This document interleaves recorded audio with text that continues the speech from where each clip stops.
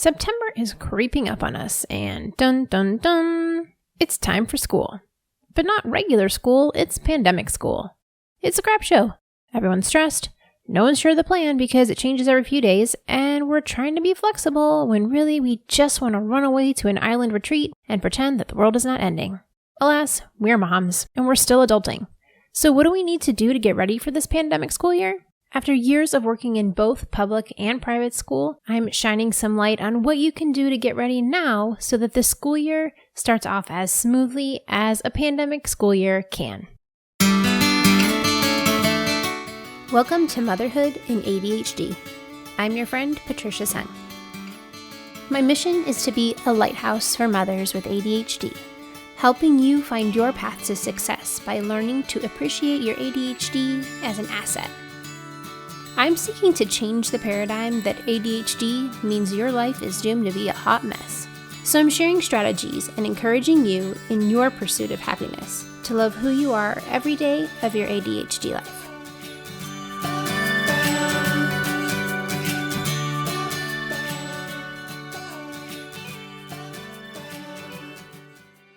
Hey there, Successful Mama. It's your friend, Patricia Sung. Last week, we talked about our mindset about back to school, because with a quality mindset, we and the kids can overcome a lot of obstacles and be persistent. But now we need some practical ways to be prepared for the school year, both if you're attending virtual or you're attending in person, or you end up doing both. Now, I could share with you hours and hours of info on back to school, but one, moms don't have time for that, and two, during last year's back to school, I went over a lot of the basics. You can go back and listen to episode 25 on back to school prep, episode 26, which covers a supportive partnership with your teacher, and episode 27, which covers meet the teacher. I've shared some really great stuff to get you ready and prepared for the upcoming year. But obviously, pandemic school is going to give us a little bit of a twist. Now, I'm covering a lot of ground here in a short amount of time. So keep in mind that I'm being general in the way that I explain things, but you'll need to adapt these items to the age level and maturity of your student, where you're going to be explaining things in a really simple way for your elementary school kids. All the way up through high school, you're having more conversations back and forth and starting to put that responsibility on them, helping them figure out what do they need to prepare? How do they find their supply lists? What is their schedule going to look like? This is where your role is becoming less hands-on and more like a consultant. So having that in mind, that we're adjusting based on age, maturity level, etc. First step. I want us to all just start with saying, hey, this is uncharted territory for everyone. Teachers, parents, students, that we are new to this. When we're talking about how last spring went, that was emergency mode schooling. That was not what this year is going to look like. It was a disaster area. Nobody was ready for it. Nobody had time to prepare. And I'm sure all the teachers in schools wish they had even more time to prep, because did we really think we were going to be here still in August? No. But it will look a lot different and a lot better now that everybody knows that this is where we're going. But it is going to take us time to figure it out. We're going to need a lot of extra patience and a lot of extra grace for everyone, ourselves included, while we sort this out. I don't know about you, but the school has been sending a ridiculous amount of information. And even as a teacher, I know probably 80 or 90% of the things that they're going to send, and it still is a lot of stuff to keep up with. So if you're struggling to keep up with all of the things that you're supposed to be doing, or your child is supposed to be doing, find an accountability partner or a friend whose kid is in the same grade level that your child is, and have them help you keep an eye out for really important things that need to get done. Next, we need to think of proactive solutions with your teacher. A lot of times I hear people say, well, like, oh, I don't want to let my teacher know that something's going on with my kid. I want them to have a clean slate, and I don't want them to have any judgments. Why, y'all? Why? Why would you do that to your child? That's a horrible idea. I'm sorry if you think that's a good idea. It's not a good idea. Why? Because your teacher is trying to get to know your child in an already stressful environment. So your child is probably not going to be their same usual self, and they're going to be a little extra stressed out. And that's going to show up in interesting ways. That means that if you know that your kid struggles with pretty much anything, I would give the teacher a heads up, because that way they can be aware of it and they can be using their skill set, all of their years of experience, Or if they're not familiar with that, they can ask their mentor teacher, what do I do about this? And they can have a plan in place rather than letting your kid flounder in that area until somebody notices.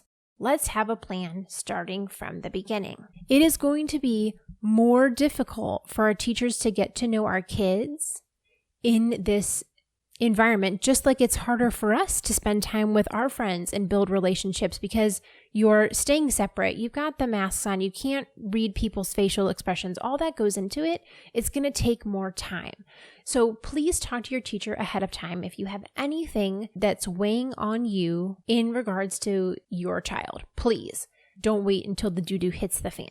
Next, if you have any kind of special accommodations for your child, please reach out to the school as soon as you can and get the information you need about how that's going to be implemented given the situation that we're in. Obviously, we're all going to have to make some adjustments, but that doesn't mean that your child should suffer given that we're in this modified environment. I know schools are working on these things already, but if you haven't heard anything, reach out, find out who the person is that you need to talk to about 504s and IEPs, and get the ball rolling in the right direction. If you have a child with special needs in this situation, my heart goes out to you. I know it's just adding this another layer of stress, another layer of worry. Yes, this is going to be difficult, but we will get through it, and this is temporary. Another great resource is Attitude Magazine had a really great expert webinar. They also post them as podcasts. It's podcast number 317 by Dr. Saline. It's called Ready, Set, Pivot, How to Prepare Your Kids and Yourself for an Unfamiliar School Year. I highly recommend that. I just listened to it last week. It was really good. I'll put that in the show notes for you.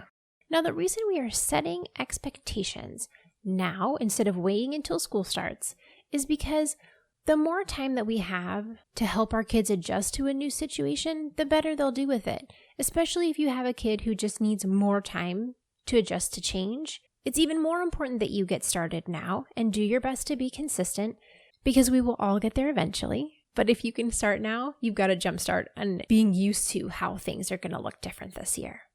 Now, I'm going to touch on both in-person school in pandemic version and virtual school in pandemic version. But in case you're not doing in person, I will put the timestamp in the podcast description so you can fast forward to the virtual section of the podcast. So, going to school in person, what do we do? First, I want you to talk with your kids about how this year will not look like years past. Talk about how it will look different. Allow them to ask questions so that they can start setting their mind to be comfortable with how things are now uncomfortable. Talk about how people are going to be wearing masks. If your school has a rule that only certain ages do, explain to them how some kids will, some kids won't. Explain how we have to be separated with social distancing, how they might need to stay in their seat, how they might not be switching classrooms like they're used to. Maybe they need to stay in one area to play. This will look different whether you're talking about a high schooler versus an elementary school student. But they still need to have an awareness so they're not surprised or shocked by the way things are different when they get there. Because if we've already prepped them how things are going to be different and they get there and it is what we said it was going to be, they're like, okay, and they move on. When things are surprising to them, then they start focusing on what's different and their brain starts using brain power to try to understand what things are fitting and what things aren't. Then we're taking away their brains from learning because they're trying to figure out what on earth is going on in my environment here. If you have older kids, it is so valuable to talk about how everyone has an opinion. Like my husband says, they're like butts. Everybody's got one. And what we think and what we believe and what we feel might not match other people at school, maybe even their closest friends, how that might create stress in between their friendships. We don't know what they've been dealing with at home for the last however many months. We don't know what is or is not okay to them and their situation and who they're living with and all that. Knowing that this is going to bring out stress in like a domino effect. It's not just affecting our classroom time, it's affecting our friends, our relationships, and having that open communication with them will make a big difference. I taught middle school and high school. I know half the time, not even half the time, 95% of the time, they look at you, they roll their eyes, they're like, you don't know anything, you're a grown up. But the more you plant those seeds that you're here if they need you, even if you're keeping sentences super short and quick, you're not having like 45-minute life discussions, you just throw in a few sentences here and there and hope for the best. All of that is planting seeds in them, and it does make a difference over time. I promise. 95% of the time, it does not feel like it at all. I promise, Mama, what you are doing is making a difference. It truly is. I can tell you that after working with hundreds of teenagers, it does make a difference eventually. And you'll also want to talk about some phrases they can use if they're uncomfortable, if they're in a situation where they know they should be wearing their mask, but their friends aren't. Help them brainstorm some ideas of things they can have prepared to say when they don't know what to do. A lot of times, the reason teenagers make rash decisions is because they didn't think about it at all. Or they get in that situation and they're like, oh, I don't know what to do. And they just pick something. So if you have the discussion ahead of time, for example, that you really want them to be wearing their mask all the time, depending on their humor level, you could come up with something joking that they could say that would sound like something that would come out of their mouth, but yet gets them out of that situation without damaging their reputation and all of that. A little bit of planning and brainstorming goes a long way with teenagers. Now, we talk about the expectations you want to set now in your home. You're thinking about what the school has communicated and is expected of them for the 7-8 hours a day that they are there, plus, whatever transportation, if they're riding the bus. Then think about what fits in your family. And as you're teaching them how to do these things, the more they do it with you, the more likely they are to do it without you. Yes, you are going to have to tell them literally every 7 seconds to keep their mask on their face. Totally normal. It is not at all a reflection on you or your kids. You are going to say these things 100 million times. It is okay. It is developmentally appropriate, even though your sanity is waning. Now, I recognize that we are covering a lot of ground in this episode. I usually keep my episodes pretty short, but I know you need this help, so I'm making this one longer. So in order to keep this doable, I have put on my website a free, downloadable, printable, back-to-school pandemic-style checklist. So these notes are written down for you. You can go there, print it out, post it somewhere in your house so that you remember to work on them, and you don't have to remember a crazy amount of information.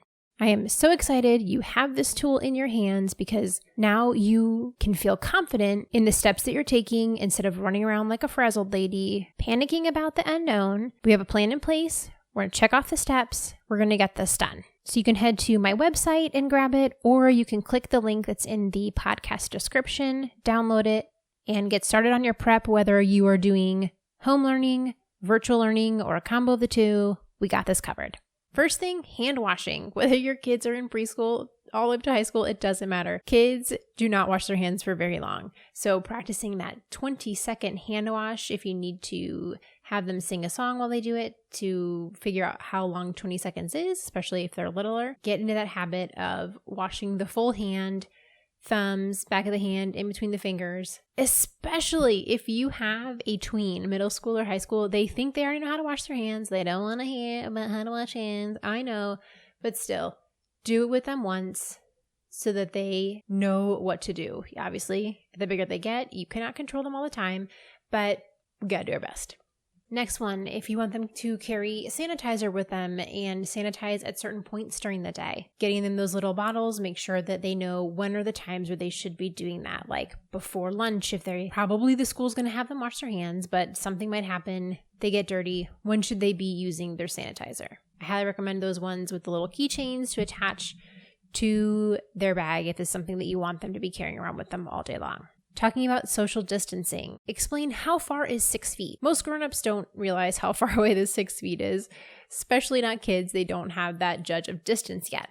So stretching out their hands and realizing that if you can touch each other, it's not 6 feet. If you and your friend both reach out your hands as far as you can, you should not be able to touch each other. Obviously, if they are smaller, their arms are not quite as long, so give them a little more space, but they need that visual to understand how far apart the spacing is that they need to go for, obviously, and sometimes they won't be able to get that far apart from someone. What should they aim for? Should they at least aim for like that one person can't touch the other, even if the person stands still? Talking through what does that look like really in their classroom. You can practice, hey, during breakfast, we're all going to do our best to stay apart from each other. You can make it a game where anytime someone comes close enough to touching, they get a point, and your goal is to have the least amount of points. And whoever has the least, when we get to the end of the set time, gets to pick the next game that we play, say after our meal. For sure, we want to talk about how communicating will be different.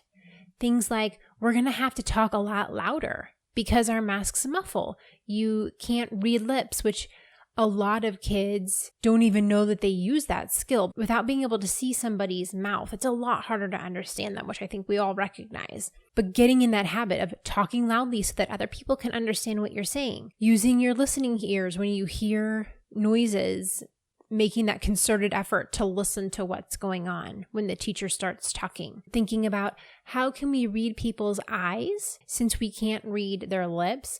We can't see their facial expressions. That's a hard one because kids do pick up on facial expressions if they can't read that because of a mask.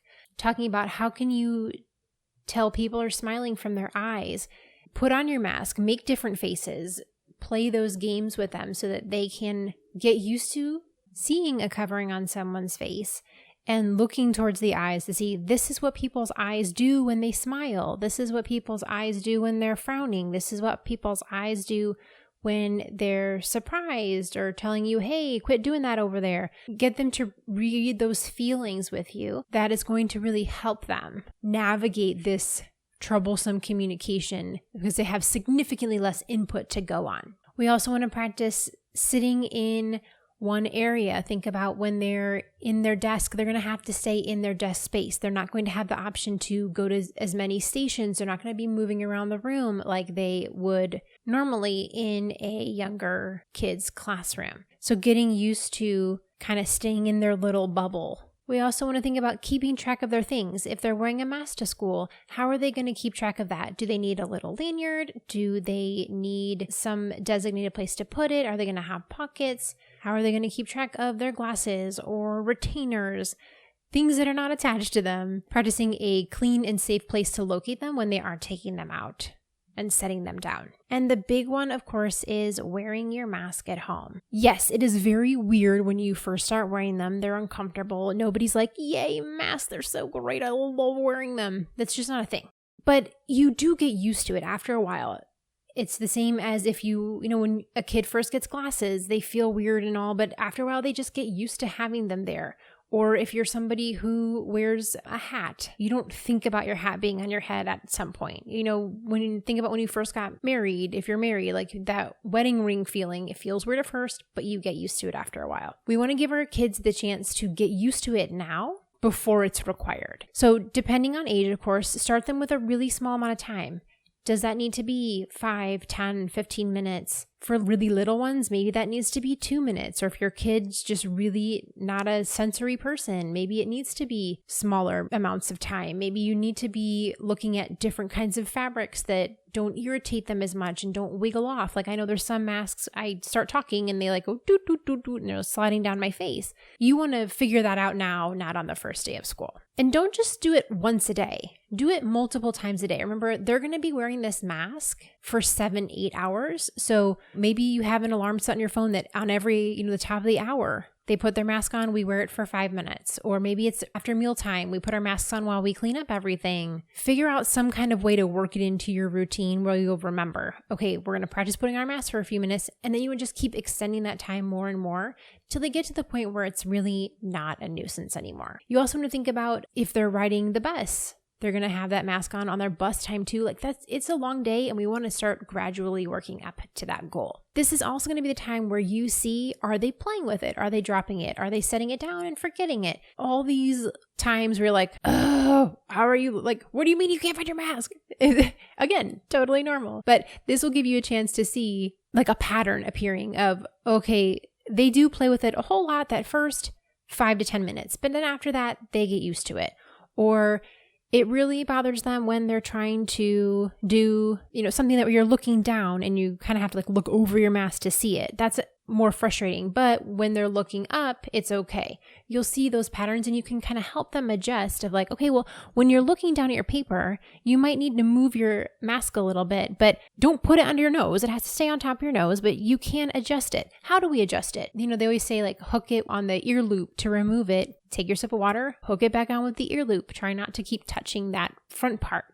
These are the skills that you want to start instilling now. Set the expectation of, hey, if it falls on the floor, what do? Most kids are just going to shove it back on their face. If that grosses you out, which does me, I'm like, wow, kids are gross. But, what do you want them to do? Do you want them to get a clean one? Is that not feasible? Do they have the choice? Okay, well, you have 2 masks. So if the first one drops on the floor, fine, put it in your dirty pile. But if you drop it again, you're just going to have to wear it or ask your teacher for one. I know schools will have plenty of masks around. They're aware that this is going to be definitely a hurdle, especially the first couple weeks. It will get better, I promise. Maybe play a game of who can use the least amount of masks per day. If you have multiple kids, make it a competition. You want to talk to them about where does it go at lunch? Is there a clean spot in their lunchbox where it should go? Should it go in their pocket? Are you giving them a lanyard where they can just leave it around their neck? Remind them 100 times that it will get easier and we are the kind of people who can do hard things. Yes, this is tough, but we will get there together. Now, if you don't agree with wearing masks, but it's a rule at school, please don't badmouth the rule in front of your kids. You can complain, whine, vent, whatever you want to do with your friends when kids aren't around about how stupid you think whatever rule is. But when you do it in front of your child, you're just making it hard for your kid because they're trying to reconcile the mixed messages of mom and dad say this thing, school says this thing, they don't match. Who do I believe? Who's right? Who do I follow? Where do my loyalties fall? We don't have to agree with everything the school does. The school's making rules for the vast majority. It's not going to be perfect for everyone because the job of the school isn't to create rules based on every single situation possible. Because it's not possible. They're making a general blanket statement for most people, this is what needs to happen. So we're not going to agree with all of it. That's okay. We're all different people. But we do need to support our kids because if they have to follow the rule, they have to follow the rule. You can whine all you want, doesn't change the rule. So don't add that subconscious stress to your child's mind. They're trying to sort out things that don't make sense and align in their head. I'm not saying lie to them and say you think this is a brilliant rule. No. Keep it simple. Say, we wear the mask to help the people who don't have the immunity or good health, or if they're little, the germ fighters to protect themselves. Think about our friends who maybe live with grandparents who are older, or if you know someone who has some kind of like autoimmune issue or some kind of thing that makes them more high risk. Give them an example of, so-and-so. So we're going to keep our germs to ourselves so that we're not making it harder for the people whose bodies aren't good at fighting germs. Just keep it super simple and move on. Like I said, vent all you want to your friends. Right now, our job is to make our kids feel safe and secure. And that is helping them follow the rules that are set forth, whether or not we agree with them or not. We're aiming for less stress, not more. And speaking of that, think about how you're going to create less stress for your kids. This is going to be a stressful day for them. Adhering to all the rules, trying to make sure that they're always juggling all these things. It's a lot for little kids. It's a lot for big kids. It's a lot for grown-ups. So how can we decompress at the end of the day? Can they take a few minutes to decompress? Like maybe it's not a good time to just jump right into homework. Maybe they need to run around in the yard for a little bit or talk to their friends, or what is that thing that, give them that 30 minutes if they need it, 20 minutes, 10 minutes. You know your kid, you know how much time they need to decompress, get a little snack, and then tackle the homework. How can they connect with friends, knowing that a lot of their friends may be in virtual school and not physically in school with them? How can they connect with those friends? Can they FaceTime with those friends or find another way to interact with the people who are important to them while things look different right now? This is the time to think about, what are you comfortable with? What feels good to you? So that when you get into this time where you are all together, kids are mixing, how do you keep your healthy boundaries so that you can keep your sanity? It's hard. There's no right answer. But if we take a few minutes to start pondering those things now, we won't get surprised by them when we get to school. So now is a good time to go click the link, grab the download for the expectations list so you can start practicing now. how to get your kids ready for in-person school. Now, for those of you who are doing part school, part virtual, or are doing all virtual, this section's for you. So, virtual school. We are the guinea pigs. This will probably be fairly terrible at first, but it will get better. The great thing about this is that the schools have now planned to do virtual school. It's not this thrown together emergency, like lights flashing, oxygen mask dropping down, quick, everyone save yourselves, now the person next to you, crazy chaos that was last March. Now the schools have a plan. Granted, I'm sure they all wish they had more time to make the plan. Don't we all, always? But here we are. Pandemic school will look a lot different and a lot better than crisis mode management that we were doing in the spring. Our key here is flexibility. We know we're going to have tech problems. We know we're going to struggle. We just have to find a solution when our tech isn't working. Pick something easy. If your app isn't working, write it on paper.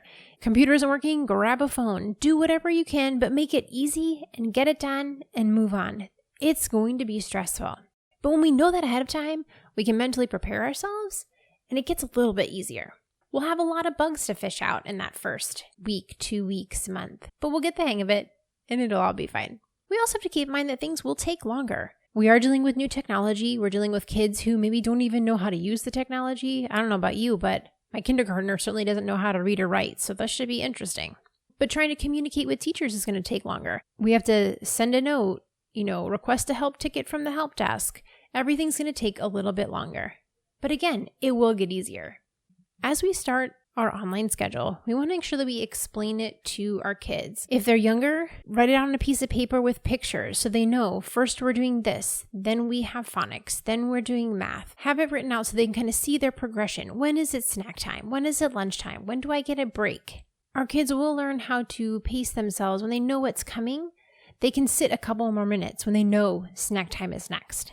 If you have an older kid, like a teen, have them explain their schedule to you. This should be part of them getting older, more responsible. Instead of you doing all the footwork on what's going on, ask them, hey, sometime today, would you please find out what your schedule is? Or find out when we're going to have that information and let me know. I'm also excited about having some kind of alarm or reminder or notification to keep us on track. If your child's using a computer, maybe you can use the calendar app to create notifications and reminders. You could use your Alexa or Siri. We have an Echo Dot in our living room, and you can actually program in a, quote, routine, and it'll have reminders of, you can say like, okay, 8:20 starts reading class, get on this program, and you can literally have Alexa tell them to do all these things. It's brilliant. We also want to set up, and I won't say ideal because this unicorn won't exist in your house, but some kind of pretty good area for your kid to work. On the downloadable checklist that I mentioned, I have 5 goals of ideally what your workspace will have, and then each one has suggestions on how you can put that into action at home. So on there, I give you a plan on how to create a low distraction place, making it comfortable, getting your supplies together, talking with your child, and having clear instructions on what to do and how to do it. It is good stuff. I worked really hard on it because I want you to have the tools that you need to make this as successful as possible and keep everyone's sanity intact. You can grab it on the website, or the link will also be in the podcast description. Now, we also need to give ourselves time to learn the teacher's style. Similarly, need to give the teacher a chance to learn our child. We all know that the Zoom version of ourselves is different than real live version of us. When you know you're on camera and being watched, people always act a little bit different. They're a little more nervous. They trip over their words more. We're all going to have to give each other a lot of grace. It's going to be nerve-wracking for the teacher, having so many eyeballs on them while they're teaching. It's going to be hard for our children to get used to the video camera interaction, knowing that maybe Zoom version of our kid isn't the version we wish the teacher was getting to know. That's okay. I don't know about you, but when I know someone's watching me with hawk eyes, I get nervous. Our kids are going to feel nervous. Our teachers are going to feel nervous. Everybody's going to be nervous about being watched all the time. It's going to take some getting used to. So we'll have grace for our kids. We'll have grace for the teachers. The teachers will have grace for us, because I'm sure at some point I'm going to be yelling like, hey, quiet down, your brother's doing school. It's going to happen. For sure, I want to make sure that I'm extending grace to my kid's teacher because, man, can you picture when you're at work and you have 20 people watching and critiquing you the whole time? Oh, probably that's not your real life. But let you in on a little secret here. A good portion of the teachers I know are so uncomfortable in front of grown-ups. Yet you put them in front of their classroom, no problem. They'll stand up at the assembly at school in front of 500,000 kids, no problem. You put them at Meet the Teacher Night where only 10 parents show up, they are petrified. Total stage fright. So many teachers are nervous about speaking in front of grown-ups. Teachers are already nervous on their first day because they want it to go so well. They're so excited and they want to do the best for our kids. And yet, now they have a bunch of parents peering over their kids' shoulders, watching like hawks. Whew, it's nerve-wracking to be watched like that. Basically, like, you're on stage, you're on the spotlight there. And so I'm going to do my best not to be a creeper and give my kid's teacher a chance to get used to this new situation. I can't imagine. Oh, I'm sure it'll be really nerve-wracking for all these teachers doing virtual learning with so many eyeballs on them. Not in a bad way of like, oh, I hope the parents don't know what I'm saying. It's just when you're being watched, you're up on stage on the spotlight, you have to just get used to it. It's not really something you magically are good at. You just have to get used to the fear of stage fright and you do it scared. And here our teachers are learning how to do it scared. So we have to be super patient, super grace giving to our teachers. And I know that they are doing that same for our kids. Now, to help this situation, we want to make sure that we practice and discuss video camera etiquette. Now, I don't know about you, but if my kids FaceTime with their grandparents is any indication of how these Zoom meetings are going to go, this should be interesting. So we want to remind them to look at the screen or the camera, make sure that they're talking loud enough that the other person can hear you, not distracting their classmates with goofy faces and, being goofballs. This is something we have to help them know how to do. Speaking of distractions, we want to create a really conducive learning environment for our kids to do their virtual work in. Now, I planned to talk about all this and realized, wow, this episode is getting super long. So I created a printable checklist. You can download it on my website for free to make sure that your child is in a quality space that's going to help them learn and lower the distractions as much as possible. Just head over to my website and you can get the printable checklist for a good learning environment for your kid at this website address that I don't know yet. Now, if you are using a childcare facility or family is going to be helping you with the kids, be sure to talk to them about these kind of things as well. The low distraction environment, having supplies handy so that they can have that environment ready as well. I know a lot of parents of younger students are really worried about the amount of time that their kid is spending in front of the screen. However, they are going to need a lot of support from their teacher at the beginning. So they're going to be on the computer a lot. But our teachers are working towards the goal that the kids can be more and more independent. But that's going to take time. So know that it feels like a lot of screen time right now, but it will decrease as our kids can work more and more independently. Until then, this is going to be a long day for our kids. In front of a screen for a good portion of it, it will be draining. It's a lot of giving. That video doesn't really have as much feedback as real life. What's the plan for after school? What can they do to chill out, calm down, de-stress? What can they do to connect with real people instead of video people? Can they connect with some cousins, someone that is in your safe bubble? Can your family connect with some kind of like game night or fun face-to-face activity? Do they want to connect with friends that they're not seeing in virtual school? Maybe that is a little more screen time, but maybe a 5 or 10 minute play date with a friend would be really helpful because they haven't seen that friend in a while. How are they going to connect with people and how are they going to have some non-screen time? That's something we want to think about as well as knowing they're going to be on the screen all day. What is your expectation of screen time after school? What makes sense for your child and their personality, their age level? There's not going to be a right answer for everyone, and it's probably going to change as we get the hang of this. But we want to have a chance to think about what we would like to do, and we can adjust from there. So, Mama, I am fervently praying for all of you that you have a really great start to the school year, even amongst the chaos. We are growing stronger every day as we struggle through all of this and becoming better people, even when it is so hard. And so are our children. Adversity is where we grow better. And although exiting our comfort zone is never fun, this is where we grow. This is where we shine. This is where we become better people. So successful, Mama. We can do this. We're totally going to do this. It's going to be really great once we get the hang of it. But until then, stick with me, power through. We will get there together. You are a successful mama who can do hard things. So be sure to head over to my website, pick up that checklist, subscribe to the podcast, and share these words of encouragement with another mama who could use a pick-me-up today. All right, have an awesome week, and we'll talk soon. Thank you for listening to Motherhood in ADHD.